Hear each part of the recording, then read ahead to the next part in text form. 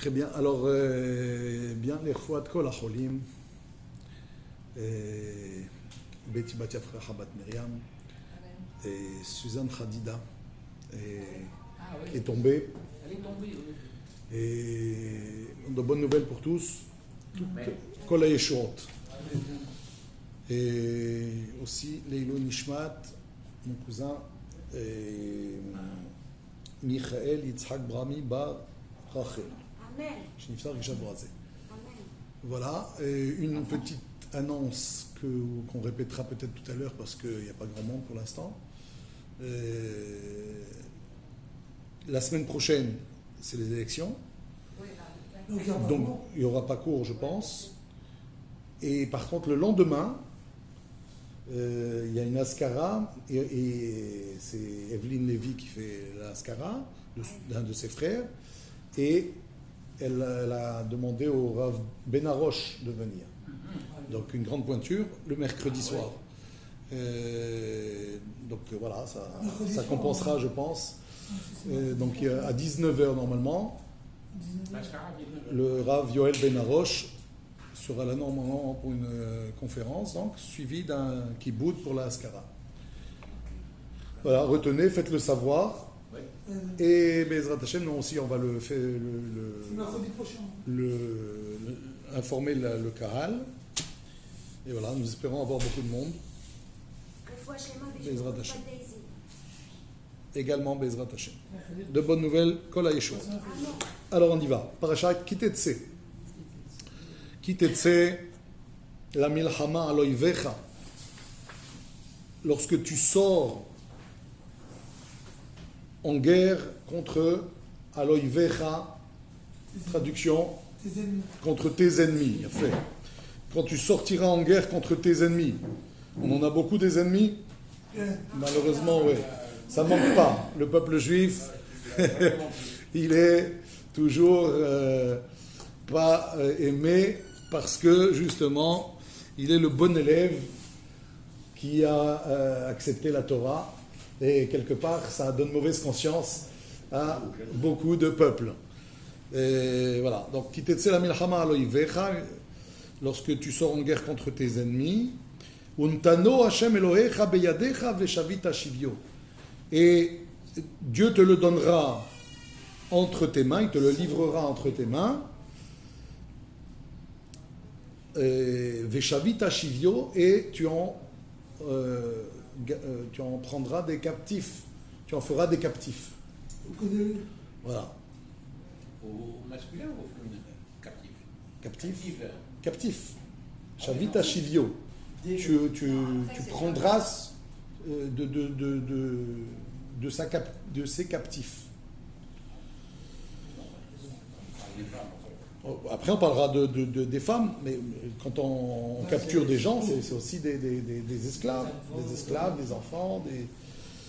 Oui. Alors, quelle est la grande question de ce premier pasouk? Pourquoi faire des prisonniers? Quand je l'ai traduit littéralement, vous auriez dû normalement sursauter. Je répète. Lorsque tu sors en guerre contre tes ennemis, Dieu te le donnera entre tes mains. Ah, te le donne. Voilà. Tu dis tes ennemis et il te le donnera. Il fallait dire, comment en hébreu on aurait dû dire pas untano, untanam. Untanam Hashem Elohecha beyadecha. Bizarre ce singulier après un pluriel. Hein? Tu commences par un pluriel et puis tu finis par un singulier. Donc ça c'est une question importante. On va voir la réponse. Auparavant, on devrait d'abord dire de quoi parle la paracha de Kitetse. Une paracha très riche en mitzvot. Il y a de très nombreuses mitzvot qui y sont abordées. On est toujours dans le Sefer Devarim qui est développé par Moshe. C'est Moshe qui nous met en garde sur un bon nombre de choses qui vont être nécessaires lorsqu'on va rentrer en Eretz Israël. Et donc, parmi ces choses-là, il y aura des guerres. C'était déjà le sujet de la semaine dernière. Quand on va en guerre, qu'est-ce qui se passe? Qui va en guerre? Comment on se prépare à la guerre? Qui est dispensé de la guerre? C'est dans la paracha de la semaine dernière. Et là on revient un peu à la charge. Lorsque tu sortiras en guerre, qu'est-ce qui va se passer au cas où tu auras observé une captive qui t'aura plu et que tu voudras prendre pour femme? C'est le sujet de cette semaine. Oui, mais là, quand il parle de captive, il ne parle pas de Moabit ni de... Non, Pas encore. pour l'instant, non. Pour l'instant, on parle de Milchemet Reshut, lorsque Israël décide de faire une guerre facultative. C'est facultatif. Mazé facultative, ça veut dire que il y a les guerres obligatoires, comme par exemple rentrer en Eretz Israël et conquérir le pays. Ça, c'est pas si on veut, on le fait, si on veut pas, on reste dans le désert. On a le devoir de conquérir le pays, de déloger les habitants, de leur offrir une possibilité de partir, ouais. Ou alors on les déloge, s'il faut, on les élimine complètement. Ouais. Donc ça c'est un ordre de Dieu parce qu'on doit s'installer dans ce pays et on ne doit pas laisser... voilà. Mais par contre, une fois qu'on sera installé et que, je ne sais pas moi, un roi qui décide de faire une guerre, pour X raisons, ça peut être une guerre préventive. Hein, on s'attend à ce qu'un pays ennemi nous déclare une guerre, ils sont en train de se préparer, on veut les attaquer pour ne pas qu'ils nous attaquent eux, on veut avoir l'avantage de nous les attaquer, de les avoir sur leur terrain. Ça peut être une possibilité. C'est un reshoot, il n'y a pas d'obligation, a priori. Ou ça peut être pour d'autres raisons qui sont aussi valables. Dans ces cas-là, il y a un certain nombre de lois. Alors on n'y est pas encore. Pour l'instant, on a parlé dans la semaine précédente, on avait parlé aussi des guerres. Et à la fin de la paracha, justement, on avait parlé de celui qu'on retrouvait mort sur les routes, sur une route, oui, un mort sur une route. Ouais, c'est lié aussi à ça. Est-ce que quelqu'un a profité d'une guerre pour tuer un ennemi, tuer un ennemi, tuer quelqu'un avec qui on a eu des histoires, ouais. Et on peut profiter de ça des fois. Alors, il faudra justement faire ce qu'on appelle la cérémonie de la génisse, à qui on brise la nuque, etc., et de déclarer qu'on n'a aucune responsabilité dans ce meurtre. Et donc, tout ça parce que dans des guerres, il peut y avoir ce genre de choses. Et donc, on avait parlé de la guerre, et on disait là-bas, par exemple, qu'il y a beaucoup de gens qui sont dispensés de faire la guerre. Les principaux qui sont dispensés de faire la guerre, c'est tous ceux qui craignent de perdre la vie parce qu'ils n'ont pas la conscience tranquille. Quelqu'un qui n'a pas la conscience tranquille parce qu'il a des fautes dans sa vie, ouais, il transgresse un certain nombre de choses, il n'est pas sûr de revenir vivant après une guerre, alors lui il est dispensé. Mais si quelqu'un fait ça, qu'est-ce qui va se passer? Il va être montré du doigt. Vous imaginez? Celui qui dit moi j'y vais pas. Ah, celui-là c'est quelqu'un qui est un rachat. Il a quelque chose à se reprocher. Et donc la Torah a fait quoi? Elle a cherché à le couvrir en donnant d'autres cas où on est dispensé de guerre. Par exemple, celui qui a épousé une femme, il ne l'a pas encore consommée, il n'a pas eu le bonheur de vivre avec sa femme, il n'a pas fait encore les nisouïn. Ce gars-là, il a le droit de rentrer chez lui. Évidemment, preuve à l'appui. On ne dit pas que chacun peut dire n'importe quoi et trouver n'importe quelle astuce pour échapper. Mais non, ça c'est encore autre chose. Mais déjà, donc il a fait les kiddushin Avant, ça se passait comme ça. On faisait les kiddushin. Un an après, par exemple, on faisait les nisuin. Aujourd'hui, sous la roupa, on fait tout. On fait les fiançailles, les kiddushin, et le mariage, qui est le shiva brachot. Ça coûte moins cher. C'est pas que ça coûte moins cher, c'est que ça coûte moins cher en problème. Ça évite de nombreux problèmes. Ouais.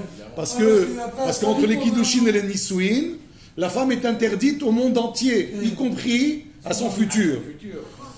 D'accord ? Donc pour peu que, alors qu'elle n'a jamais vécu avec son mari, elle ait eu une relation avec quelqu'un ou des doutes sur une relation avec quelqu'un d'autre, elle est comme femme mariée en fait. Et donc il faut un guet, alors qu'elle n'a jamais été mariée, a priori, elle n'a jamais vécu avec son mari. Donc pour éviter tous ces soucis-là, par exemple... Ah, il faut un guet quand même. Hein. Ah bah oui, Oui, parce qu'elle est mariée dès les kiddushin. Sauf que, a priori, elle ne peut pas vivre encore avec son mari, puisqu'elle n'a pas eu les shiva brachot. Et donc, là, aujourd'hui, on fait tout sous la choupa pour définitivement, ça tombe bien, pour éviter toutes sortes de problèmes. Et donc, je disais, quelqu'un qui a fait des kiddushin à une femme, qui a proposé des kiddushin à une femme, qui a été accepté, et puis ensuite, le mariage a été fixé à une date ultérieure, et qu'une guerre devait être déclarée, là, il peut rentrer chez lui. Quelqu'un qui a planté une vigne, un vignoble, et puis il n'a pas eu la possibilité d'en consommer les fruits, il peut rentrer chez lui. Quelqu'un qui a construit une maison, il n'a pas encore vécu dans cette maison, il peut rentrer chez lui. Tout ça pour couvrir celui qui a mauvaise conscience, qui a peur d'aller en guerre et mourir. Et on dit en fait, qui allait en guerre? Uniquement les tzadikim. Les gens très pieux. Hein? Je ne sais pas si c'est à l'envers d'aujourd'hui, mais en tout cas, les gens très pieux. Il y a par exemple un des cas de personnes qui ne vont pas à la guerre parce qu'ils ne sont pas assez pieux, c'est ceux qui parlent entre les téphilines du bras et les téphilines de la tête. Vous allez me dire, c'est rien du tout ça. D'accord ? Et pourtant, on dit c'est déjà assez grave pour ne plus figurer parmi les tzadikim qui peuvent nous faire remporter la victoire. Parce que c'est ça le but. Pourquoi les tzadikim vont faire la guerre? Parce que si c'est des tzadikim qui vont faire la guerre, alors on peut être assuré d'une victoire. Mais si on n'est pas assez sérieux quand on va en guerre, eh bien, c'est pas dit que Akadosh Baruch Hu serait avec nous et qu'il nous donnerait cette victoire. Voilà pourquoi, au début de la paracha, je termine juste ça, au début de la paracha, on a, lorsqu'on va en guerre contre ses ennemis, Dieu nous le donne. Pourquoi nous le donne? Il nous le donne comme un seul homme. Il nous le donne comme un seul homme. La victoire sera très facile. Si Dieu décide que la victoire sera à nous, eh bien c'est simple. Dieu nous le donne comme s'il nous a livré un seul homme. Et on dit aussi que Untano, Dieu nous le donne. C'est qui nous donne? C'est l'ange tutélaire de ce peuple en question. C'est pour ça qu'on utilise le singulier et pas le pluriel. On a de nombreux ennemis et on va en guerre contre nos ennemis. C'est comme ça que commence le texte. Mais Dieu nous le donne. Il nous donne qui? L'ange tutélaire. Quand on dit que quand les Égyptiens sont venus poursuivre les Juifs jusque dans le Yam Souf, la mer des Joncs, ouais, on nous dit là-bas que Vayar Israël et Mitzraïm mettre al Sefatayam. Ils ont vu l'Égypte mort. Ça veut dire quoi l'Égypte mort? Il fallait dire les Égyptiens morts. Pourquoi dire l'Égypte mort? On dit que ils avaient vu dans le ciel l'ange tutélaire de l'Égypte mourir. Et ils ont compris que si l'ange de l'Égypte meurt, c'est que le peuple égyptien va mourir aussi. Voilà comment, dans les textes, on retrouve cette idée que Dieu, en fait, s'occupe de l'ange tutélaire. S'il s'occupe de l'ange tutélaire, le reste c'est une affaire tutélaire, de tutelle. C'est lui qui prend en tutelle tout le... Il prend sous sa coupe un peuple. C'est-à-dire que quand, par exemple, dans le ciel, on décide qui va gagner la guerre, c'est qui demande... Voilà, qui demande la victoire pour son peuple, c'est son ange gardien. Chaque peuple a un ange gardien. Si vous préférez l'ange gardien, je comprends. Donc l'ange gardien de chaque peuple, il est là à discuter et à demander, mais ça devrait nous être accordé, cette victoire. Et donc Dieu, des fois, accorde la victoire à certains parce qu'ils ont un certain mérite. C'est Dieu qui fait, en fait, qui a les rois entre les mains et qui en fait, les manipule, hein, comme on manipulerait aujourd'hui des marionnettes. Les rois sont entre les mains de Dieu et c'est lui qui actionne les guerres et les fait perdre ou les fait gagner. Quand on dit les tzadikim, ils étaient plus longs, quoi. Les tzadikim, on parle de tzadikim qui font... Ils vont verser du sang, alors que le sang c'est... Alors c'est pas verser du sang quand il s'agit d'ennemis. Abba leorgecha, ashkem leorgo, il faut le devancer. On dit que par exemple que il y a des fois des mitzvot qui sont en fait des mitzvot cruels. Comme par exemple Shiloh Haken, c'est dans la paracha de cette semaine.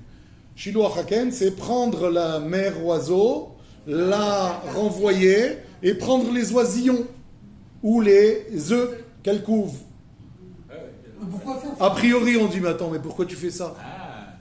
C'est quoi cette idée-là? Que Dieu nous demande de faire quelque chose comme ça. C'est quelque chose de cruel, a priori. La mère va être... on voit bien comment la mère, elle est là, elle lâche pas ses oisillons, on la prend, on la remballe, et puis on prend ses oisillons, c'est terrible. Pourquoi on nous demande de faire ça? On dit, parfois, dans la Torah, il faut s'exécuter à faire même quelque chose qui nous paraît, à nous, quelque chose de cruel. Et on dit, par exemple, que celui qui a pitié de ses ennemis, alors il est cruel envers ses proches. Comment comprendre ça? On a vu ça avec le roi. C'est clair. Tu laisses vivre un ennemi. Cet ennemi-là, un jour, il viendra, appliquer ce qu'il veut appliquer sur ta famille, sur tes enfants, sur ton peuple. Donc celui qui n'est pas cruel envers ceux qui sont cruels, oui, eh bien c'est parfois de la cruauté contre ses proches. On a des fois un devoir de s'armer et de liquider ceux qui nous veulent du mal. Les tzadikim qui allaient en guerre, c'était pas des vrais soldats, on peut pas dire que c'était l'armée de Rome. C'était des narnars, Non, ça ne veut pas dire qu'ils ne s'exerçaient pas. Ils s'exerçaient parce qu'on doit faire Ishtadlout. Bien sûr qu'on doit avoir une armée, on doit s'entraîner, on doit... Mais c'est pas nécessairement des gens qui sont très, entraînés et très... Les autres rois, c'est pas nécessairement le cas, effectivement. Ils avaient des armées, donc ouais. on n'avait aucune chance. Et combien de fois les batailles étaient assurées et on avait la victoire alors qu'on était les moins nombreux. Donc ça veut rien dire. Les moins entraînés. On était les plus faibles. Les moins, voilà. On a vu ça à la guerre des 6 jours. Ouais, comme Amalek, avec Amalek par exemple, qui nous a attaqués à la sortie d'Égypte. Qui était entraîné à la sortie d'Égypte? Et pourtant, Vayahalosh Yehoshua et Amalek vet Amo lefi harev. On dit qu'il a bien affaibli, Yehoshua a bien affaibli Amalek et son peuple. Donc vous voyez bien que effectivement c'était tout lié à la prière de Moshe qui était sur une montagne et qui priait et qui faisait la guerre en fait. C'est lui qui faisait la guerre par ses prières. Je trouve que c'est mieux au contraire. Justement, un peuple qui n'a pas de puissance, qui n'a pas de capacité à vaincre ses ennemis, on a la Emouna, quoi, je veux dire. Parce que là, on sent vraiment qu'on est des marionnettes et que c'est Dieu Exactement, qui a décidé de tout. exactement. Au contraire, Heureusement qu'on a Hachem. Et donc, c'est, si vous voulez, tout le lien de la paracha. Veaya kitavo et la. Pardon, j'ai tourné les pages. Et j'ai lu sans faire attention. Donc, kitetze la milchama loivecha untano Hashem elokecha beyadecha veshavita shivyo. Et on peut croire, une fois qu'on a gagné la guerre et qu'on a des captifs, tout va bien, on est dans le meilleur des mondes, et c'est là que commencent parfois les ennuis. Ça veut dire que même après une guerre, on est encore en guerre. Et on est encore en guerre de manière perpétuelle. On n'a jamais fini de faire la guerre. Ou plutôt, si, quand on finit de faire la guerre, c'est quand on n'est plus de ce monde. C'est-à-dire que tant qu'on est dans ce monde, on est en guerre perpétuelle. Si ce n'est pas contre nos ennemis, c'est contre notre ennemi principal et quotidien, et celui qui revient sans cesse à la charge et qui ne finit jamais, c'est le Yetzer Hara. Et ce Yetzer Hara, il peut nous laisser croire que tout va bien, et en fait que c'est là que commencent les ennuis.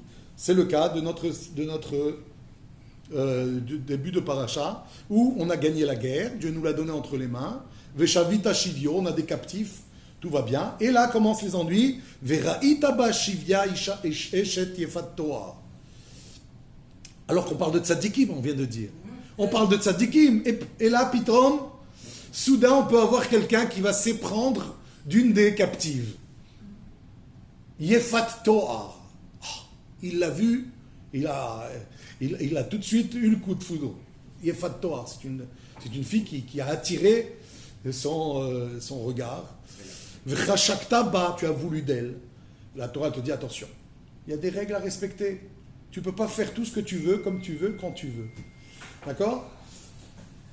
Et même en faisant cela, c'est pas dit que tu vas avoir le dessus. Il se peut que tu vas faire les choses dans les règles de l'art telles que la Torah voudrait que tu le fasses, et que finalement tu vas amener à quelque chose de très positif. Il se pourrait que ça arrive, mais c'est pas dit que tu réussisses. Surtout si tu te laisses aller à croire que tout va bien.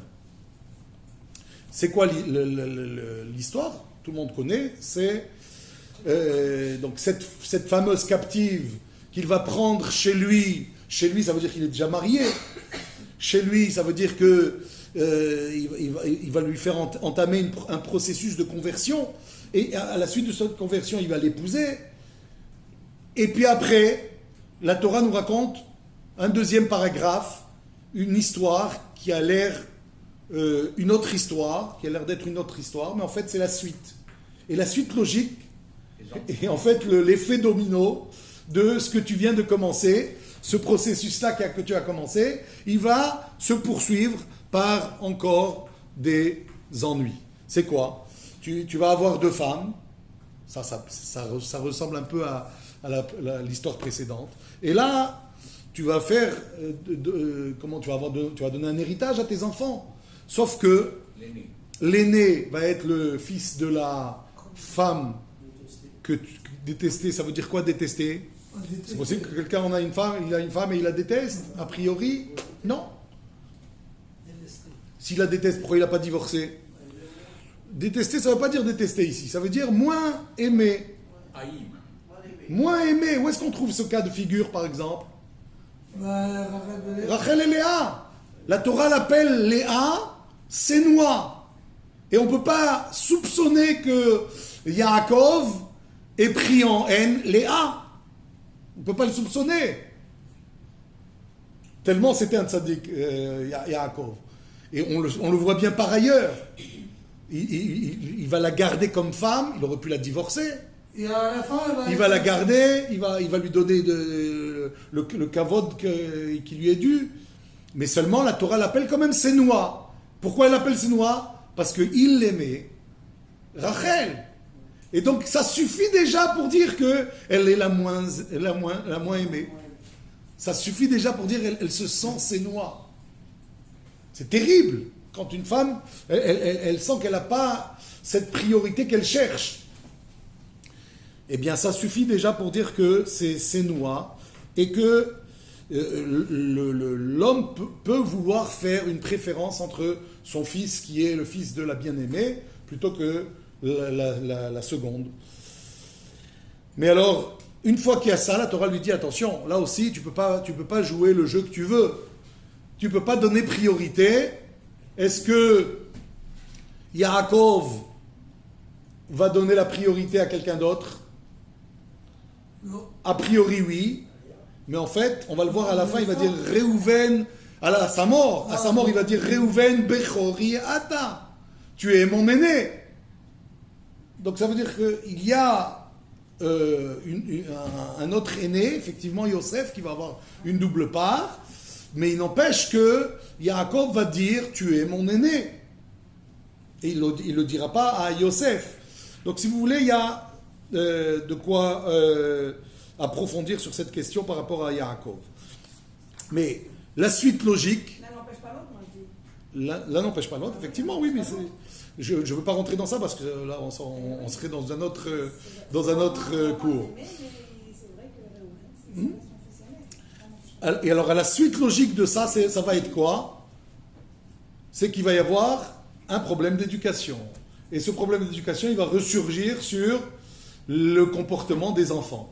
L'enfant peut devenir un enfant qui est sorère ou moré, qui veut dire un enfant rebelle, qui va vouloir, comment dire, être glouton et, comment dire, s'adonner à l'alcool.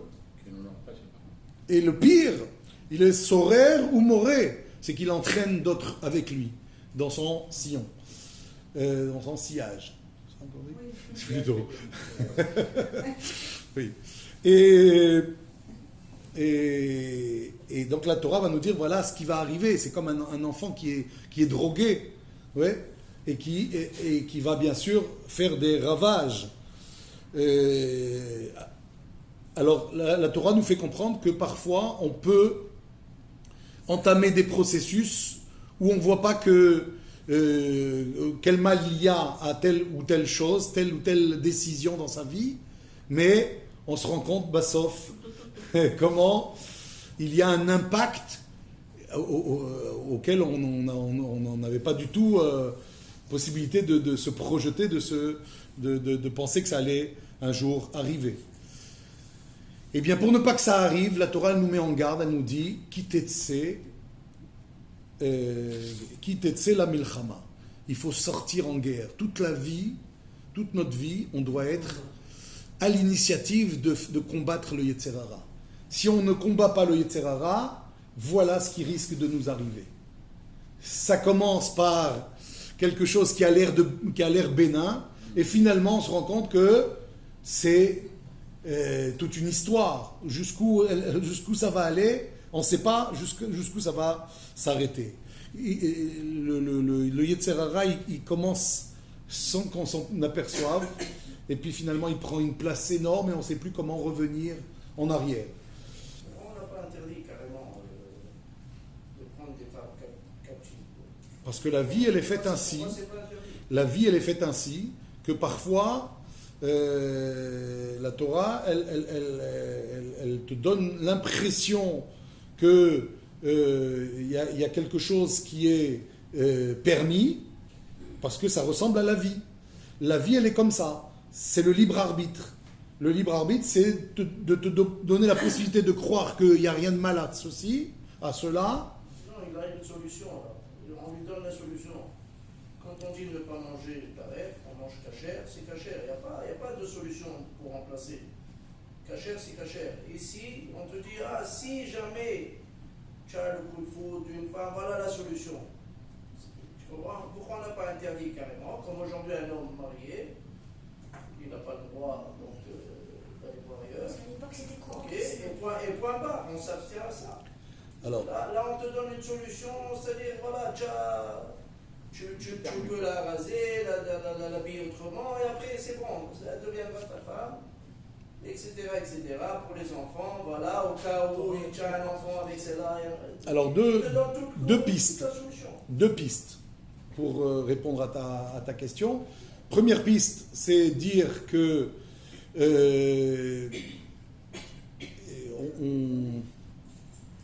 comment présenter les choses. Et,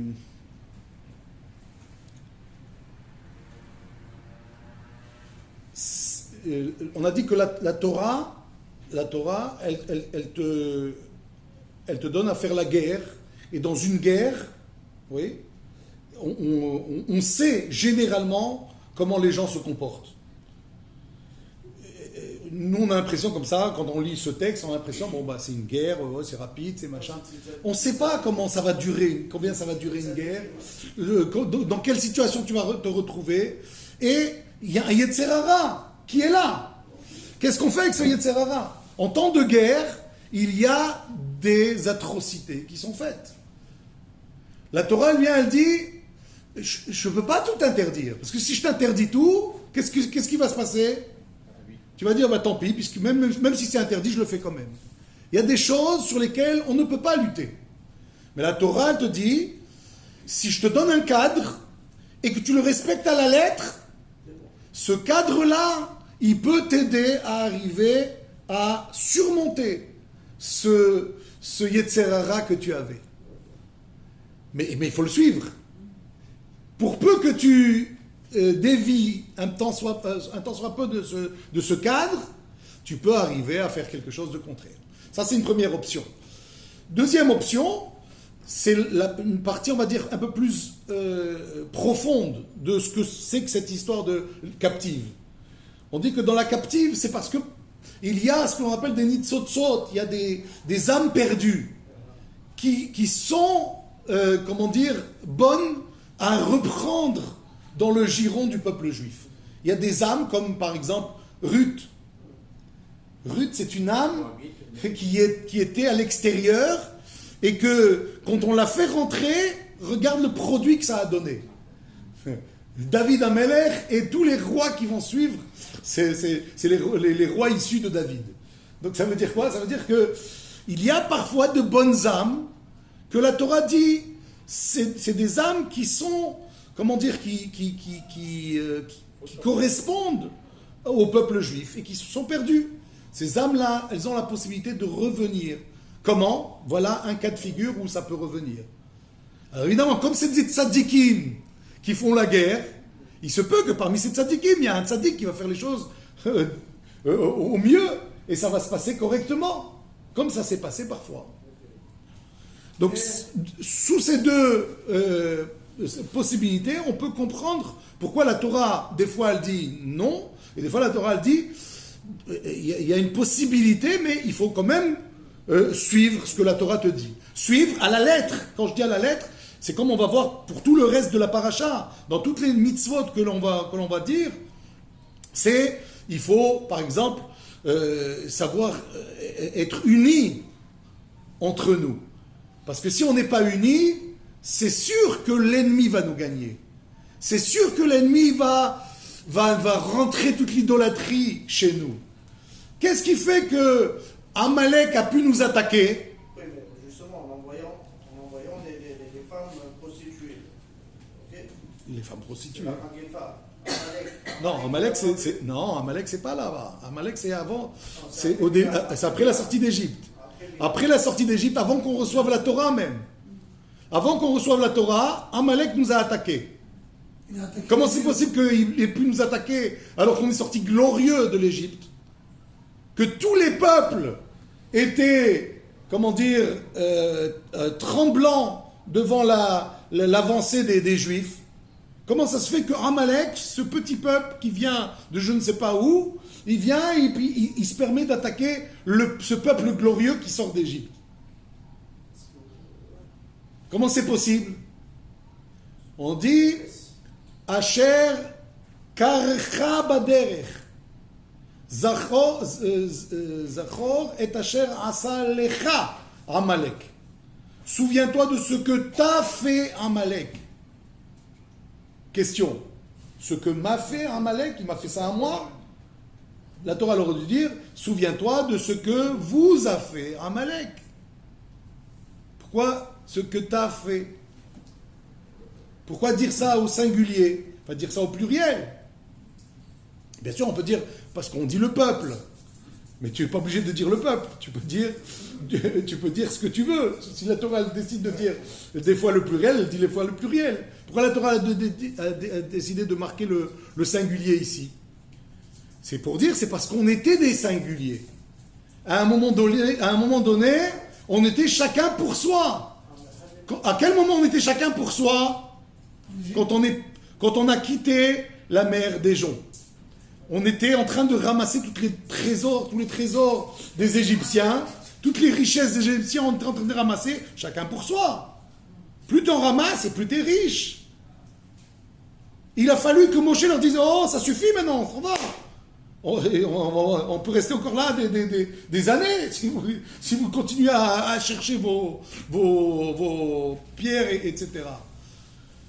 Donc là, on était chacun pour soi. C'est là que Amalek nous a attaqués. À quel moment on est revenu à l'unité?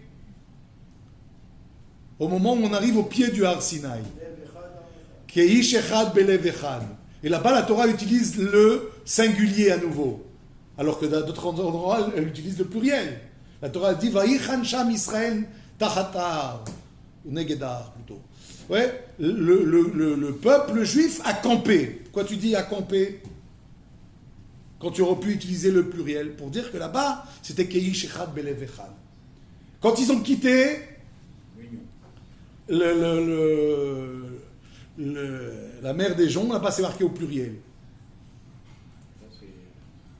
Pourquoi le pluriel? Pour dire que c'était pas justement Keish Echad Belev Echad. D'accord? Donc, qu'est-ce qui fait que Amalek nous attaque? C'est quand parfois on a en nous ce sentiment de vouloir être chacun pour soi. On n'a plus cette unité qui nous préserve. C'est dans toutes ces mitzvot qu'on les retrouve. Quand on dit, par exemple, tu as trouvé le taureau de ton prochain qui est égaré, il faut le lui ramener. Mais attends, mais c'est son taureau, pourquoi tu veux lui ramènes, moi? J'ai que ça à faire. Vous comprenez? La Torah nous demande de faire des choses qui, a priori, on dit, mais chacun pour soi. Non. Tu dois t'enquérir de ce qui se passe chez l'autre. Et c'est comme ça que tu as l'unité. Si tu as l'unité, Dieu te préserve.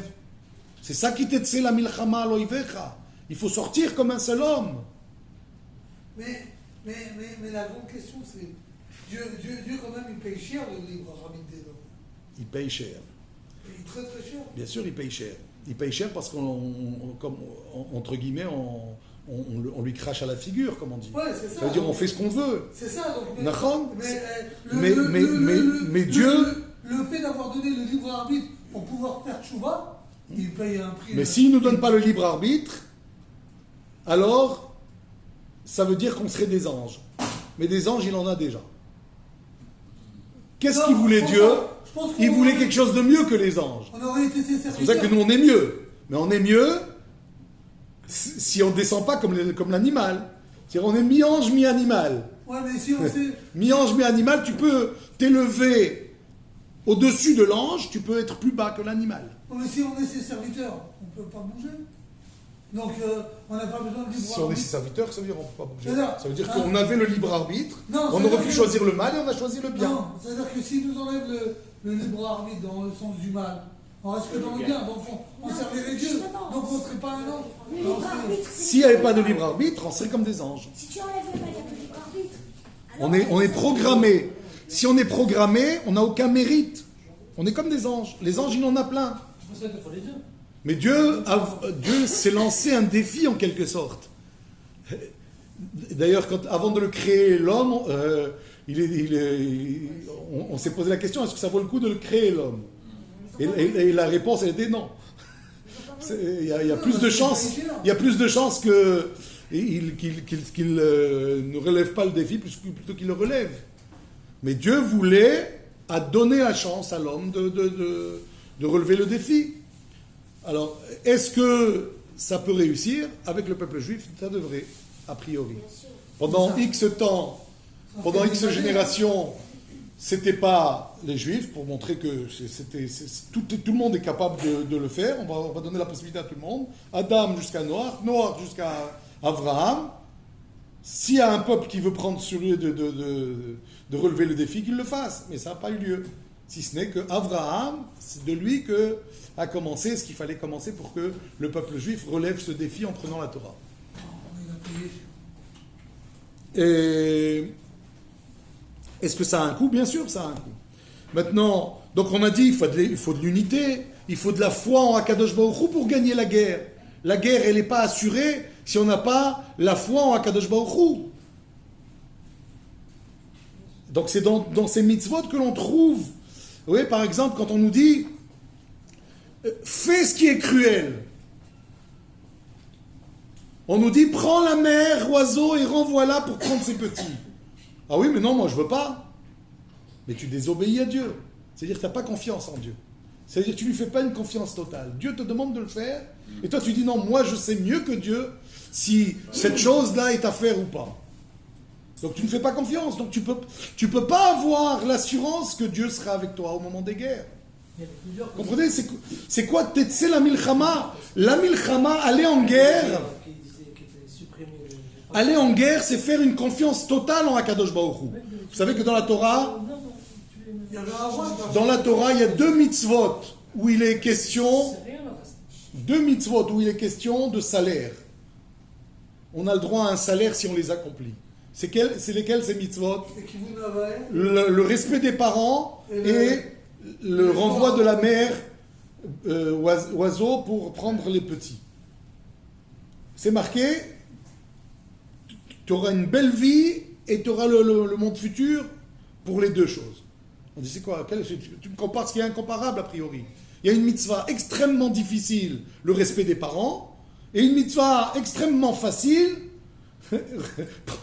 prendre la mère, la renvoyer, prendre les bébés. Surtout que tu n'as même pas à faire quelque chose. C'est quand tu marches dans la route, tu as trouvé ça. C'est vraiment une trouvaille. Alors il n'y a vraiment rien à faire. Et qu'est-ce que tu auras chez femme? Et tu auras la même chose. Alors ça veut dire quoi? D'une part, on a quelque chose de facile et de très difficile. D'autre part, on a quelque chose de cruel.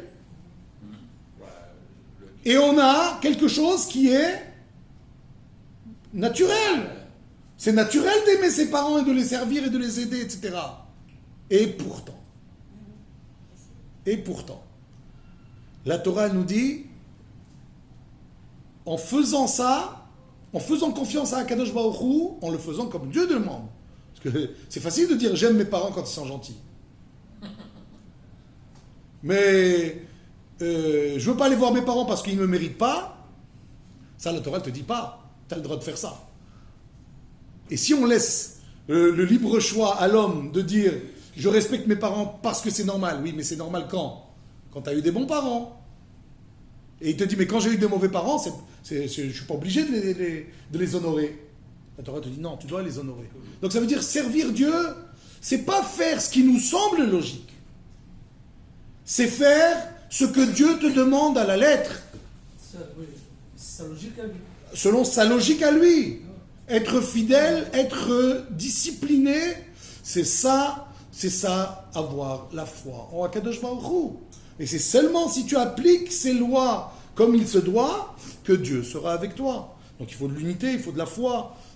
Il faut voir quel impact ça a quand on fait une avéra.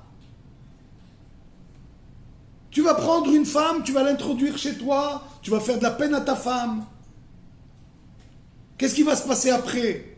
Oh, ça va, elles s'arrangeront, elles finiront par s'arranger. Ah non, peut-être que elles vont se faire la guerre toutes les deux. Et qu'est-ce qui va se passer? Parce qu'il y en a une qui est moins aimée que l'autre. Dieu, vous savez bien, il rétablit les équilibres. Il y a une femme qui est aimée, une femme qui l'est moins. Qui va avoir des enfants? Léa ou Rachel? Léa. Pourquoi c'est Léa qui a des enfants et pas Rachel? Parce que Dieu rétablit les équilibres. Pour faire qu'une femme qui est moins aimée lui redonner un peu plus d'amour de son mari, il faut que Akadosh Baruch Hu, il travaille.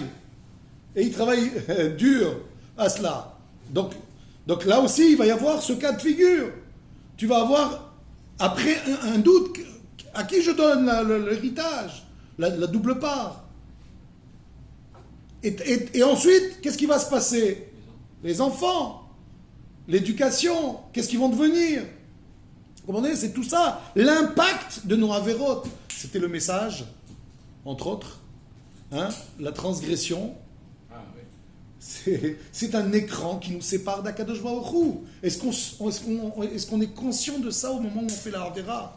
On fait une Avera, on dit, ouais, bon, c'est pas grave, Rabbi Shamarna. Vous connaissez la phrase, ouais, Rabbi Shamarna, Dieu nous pardonne, bon, ça va, qu'est-ce que j'ai fait?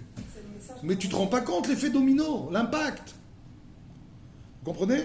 C'est ça qu'on doit voir. Quand on voit une Avera, on se dit, oh, cette Avera-là, elle va me fâcher avec Dieu. Je vais lui tourner le dos à Dieu. Et quand je lui tourne le dos à Dieu, qu'est-ce qui se passe? J'avance dans la mauvaise direction. J'étais dans la bonne direction, mitzvah goreret mitzvah. Et là, je vais être dans Avera goreret Avera. Je suis dans une locomotive, oui, avec d'autres wagons. Et ces wagons, ils vont dans un sens inverse. Donc jamais je risquerai de rencontrer Dieu comme ça. Je risquerai de me retrouver dans une situation où je vais être à l'opposé de la volonté de Dieu. Tout ça parce que je me fiais à ma logique à moi. Je ne voyais pas l'impact. Je n'ai pas pris assez d'initiative. Qui t'etse la milhama aloivecha. La Torah me dit, oh, n'attends pas qu'on vienne à toi et qu'on te fasse une guerre et que tu dois te défendre. Parfois, tu dois aller faire la guerre. C'est pas seulement pour les guerres qu'on dit ça. C'est contre le Yetzer Hara. Le Yetzer Hara, si tu le laisses venir à toi, il va faire de toi un poulet rôti. D'accord? Il va te gagner. Mais si toi, tu prends des initiatives et tu vas au-devant de lui, tu l'attaques, tu ne le laisses pas t'attaquer, à ce moment-là, tu as des chances de le gagner. Comment est-ce qu'on attaque le Yetzer Hara? Pas en disant qu'on va le gagner. Pas en jouant le fanfaron. C'est en faisant des choses que le Yetzer Hara cherche à nous empêcher de faire. Faire des mitzvot, faire des tfilot, faire des tzedakot, aller dans le sens où Akadosh Baruch Hu me dit, c'est comme ça que je vais faire mitzvah goreret mitzvah. Une mitzvah en entraîne une autre. Quand tu vois que le Yetzer Hara, il cherche à t'empêcher à faire une mitzvah, c'est bon signe. C'est-à-dire que c'est une mitzvah qui est très précieuse. C'est là que tu dois mettre les bouchées doubles. Comprenez? Il y a de l'éducation à donner. Et des fois, on se dit, ouais, bon, j'ai le temps. Et puis, à un moment, on se dit, voilà, c'est trop tard. C'est trop tard. Quand quelqu'un il vient d'avoir un enfant, il va voir le Rav, il lui dit j'ai besoin de conseils pour l'éducation. Il lui dit, c'est trop tard, il fallait venir 20 ans avant. Ça commence par ton éducation. Qu'est-ce que tu vas faire chez toi? C'est comme ça que ton fils, il va le faire, lui aussi. Si toi, déjà, tu te poses maintenant la question, c'est que déjà, tu n'as pas compris que tu ne vas pas faire les choses correctement. Comprenez? Il y a des devoirs, il y a la sainteté. La Torah nous dit, attention, quand tu vas en guerre, il faut faire en sorte que dans ton camp, tout soit propre, tout soit nickel, tout soit sain. Ne dis pas des grossièretés. Quand tu dois aller aux toilettes, il faut que chaque soldat il ait une pelle. Pourquoi il fallait qu'il ait une pelle? Parce que quand on va aux toilettes, on recouvre, on laisse pas des immondices près du camp. On fait attention à ce qu'on dit, Dieu il marche au milieu de ton camp. Quand tu fais la guerre, c'est qui fait la guerre? C'est Dieu. Mais si tu oublies que c'est Dieu qui fait la guerre, tu dis je joue le barbare, et puis après le barbare il est défait. Vous comprenez? C'est précieux d'être avec Akadosh Baruch Hu. C'est précieux d'avoir Dieu avec soi. Mais ça demande beaucoup de précautions. Ça demande de ne pas faire n'importe quoi. Ça demande de faire des efforts dans le sens de la Kedusha. C'est l'honnêteté. Quand je suis malhonnête, là aussi, je suis dans une spirale. Et où ça s'arrête? La malhonnêteté. Vous comprenez? La Torah me dit, Efa ve'efa, il y a des mesures. Tu te dis, ouais, mais c'est rien, bon, j'ai rajouté un petit peu par-ci, un petit peu par-là. C'est comme ça que vient Amalek. La guerre, tu la perds quand tu es malhonnête. C'est en étant malhonnête que Amalek commence à nous attaquer. Donc voilà un certain nombre d'éléments qui sont ce que Moshe nous annonce à nous avant d'entrer en Eretz Israël, qui t'etse la milchama alo ivecha.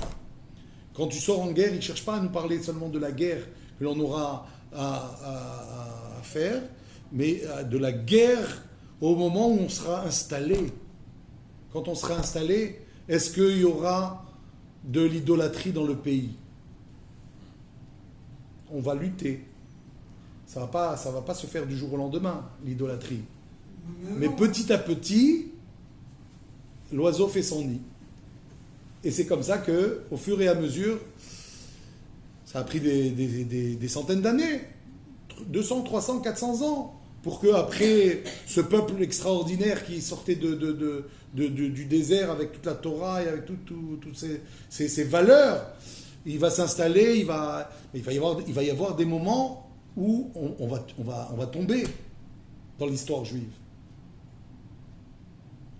Vous savez bien que les premiers exilés de l'État juif, ça va être lequel? L'État du Nord. Si je parle de l'État du Nord, ça veut dire qu'il y a un État du Sud.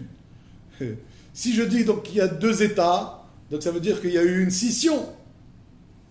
S'il y a eu une scission, c'est parce que il y a eu des conflits entre juifs. C'est parce qu'on n'a pas accepté le pouvoir. C'est parce qu'on a chacun cherché à faire bande à part. Et donc il va y avoir le royaume du Sud avec le Beth Amikdash, le royaume du Nord sans Beth Amikdash. Alors on dit, mais c'est dangereux d'avoir un Beth Amikdash au Sud et pas au Nord. Qu'est-ce qu'on va faire? On va faire un veau d'or. Un veau d'or en Samarie. Et c'est comme ça que ça devient un Avodah-Zara. Si ça devient un Avodah-Zara, les premiers à être exilés, les premières guerres qu'il va y avoir dans l'État d'Israël, l'État du Nord, c'est justement à cause de ça. Les alliances qu'il ne faut pas avec les nations qui sont autour. Voilà comment Moshe nous adresse des mitzvot et des recommandations qui sont essentielles. C'est tout ce qu'il y a dans la paracha de Ki Tetse. Alors un bref survol de certaines mitzvot que l'on voit dans Ki Tetse qui nous rappellent tout ce que l'on vient de dire. C'est par exemple quand on condamne à mort quelqu'un, c'est extrêmement rare dans la Torah qu'on a la possibilité de condamner quelqu'un à mort. Mais la Torah, qui est enseignée aux enfants, quand on parle aux enfants de quelqu'un qui est condamné à mort, comme par exemple l'enfant rebelle, que l'on doit lapider, et qu'ensuite on doit le pendre, parce que tous ceux qui sont lapidés doivent être pendus pour l'exemple, on dit, attends, mais c'est ça que tu enseignes aux enfants? C'est bizarre, non? C'est ça la Torah qu'on enseigne aux enfants? On dit oui, parce que la Torah, elle cherche à prévenir plutôt que guérir. La Torah, elle cherche à nous enseigner. Voilà comment on risque d'arriver à ce genre de situation. De façon à ce que ça n'arrive pas. Et donc la Torah nous dit, une des idées sur ces atrocités a priori, de condamner quelqu'un à mort, a priori, oui, de le lapider, a priori, ça a l'air extrême, cruel. Ouais. Aujourd'hui, on se dit, ça ne devrait pas exister, ce genre de choses, a priori, oui. Et ensuite, le pendre pour l'exemple. Mais la Torah nous dit, attention, quand tu le pends, il faut que tu ne le laisses pas passer la nuit dans cette potence. Pourquoi? Kikilolat Elohim talouille. C'est un rachat, ce gars-là, qui a fait des atrocités, qu'on a condamné à mort. Et on te dit, oui mais attention, tu sais qui est suspendu? C'est celui qui est à l'image de Dieu.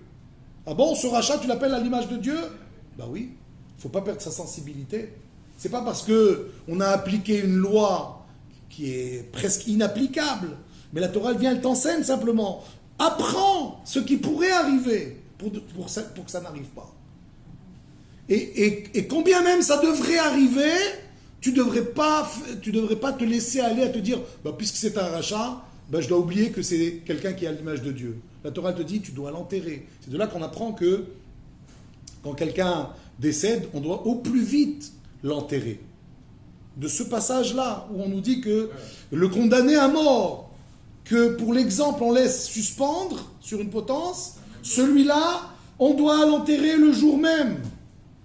Alors que normalement, si c'est pour l'exemple, il faut le laisser peut-être une semaine. La Torah nous dit non. On doit faire attention à ce genre de choses, alors que ça paraît contraire a priori à cette cruauté dont la Torah nous laisse apparaître comme quelque chose de très sévère. Il y a 2-3 lois encore, si vous voulez. Hashavat Aveda, qui veut dire restituer des objets perdus. Tu as trouvé un objet, qu'est-ce que tu fais? C'est à moi. Il n'y a pas de simanim.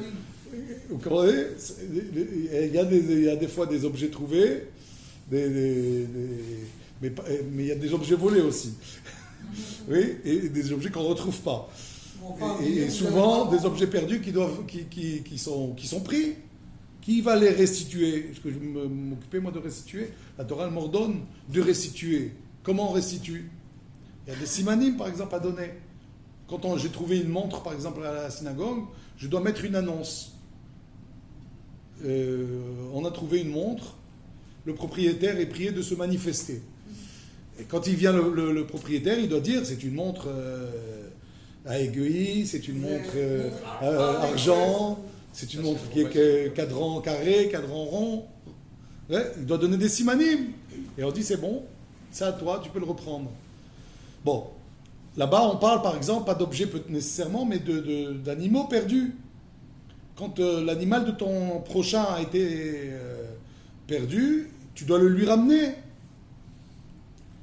La Torah nous apprend par là, pas seulement à restituer des objets qui est déjà en soi quelque chose de précieux pour l'unité du peuple juif, mais aussi la Torah nous apprend, parce que la Torah est vaste et elle se lit dans d'autres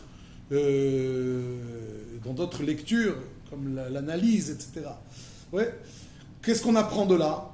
Que quand quelqu'un, il est perdu, dans le sens où il est perdu spirituellement, c'est-à-dire qu'il s'est éloigné de la Torah et des mitzvot, tu as un devoir de le ramener. Le ramener à qui? À son père. C'est qui? C'est Dieu.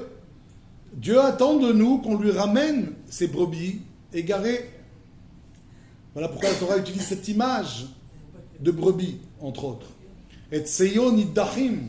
Donc il y a des fois des juifs perdus dont on pourrait se dire, mais attends, c'est pas mon affaire, hein. Chacun il vit sa vie, c'est pas mon problème. C'est pas à moi de lui dire quoi faire et pas faire. La Torah nous dit non. Tu as le devoir d'influencer, de chercher à rapprocher quelqu'un. Ne pas faire travailler notre exemple, ne pas faire travailler le bœuf et l'âne. Exactement, les mélanges. On va le voir tout de suite, c'est le dernier point, mais juste pour terminer sur l'idée en question, ramener un juif, c'est, comment dire, avant tout, être un exemple. Parce que tu ne peux ramener personne si toi-même tu n'es pas un exemple. Voilà, c'est ça qui t'etse la milchama loivecha. Ça commence par un singulier, ça commence par toi. Commence par toi. Si les gens voient que toi, tu es quelqu'un qui, sait se prendre en main, quand tu diras quelque chose à quelqu'un, il écoutera. Il appréciera ce que tu lui dis. Mais quand toi, tu fais des leçons aux autres alors que tu n'es pas mieux, c'est sûr que tu n'as aucune possibilité d'influencer. Et on termine par les mélanges. C'est le respect, par exemple, de chaque espèce. Chaque espèce, elle a le droit à son respect, à sa nature. On n'a pas le droit de mélanger les espèces végétales.